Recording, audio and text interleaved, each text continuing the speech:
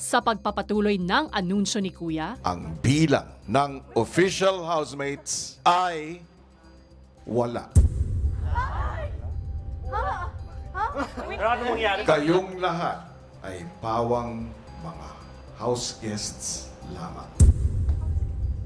Ngunit, maaari ninyong mabago ang inyong kapalaran dahil tulad ng 11 tungtungan na nakikita ninyo sa inyong harapan, 11 official housemates lang ang aking hinahanap.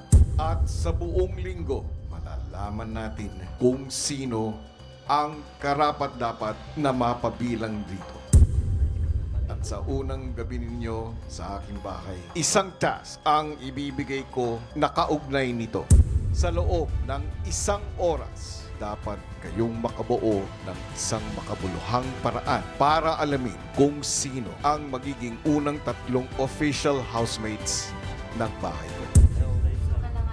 Kailangan natin siyang pag-usapan. natin Magsisimula ang oras kapag nakita ninyo ang timer na tumatakbo sa may living room. sunod-sunod na pasabog nga ang binitawan ni Kuya sa unang gabi pa lang ng mga bagong tutuloy sa kanyang bahay. At lingid sa kanilang kaalaman, lahat ng ito ay isang malaking test lamang na susubok sa kanilang paninindigan at kagustuhang manatili sa bahay ni Kuya. Ibig sabihin, lahat naman talaga sila ay housemates. Pero ang tanong, paano nga kaya nila papatunayan na sila ay karapat-dapat sa titulong ito? Yan ang ating aabangan.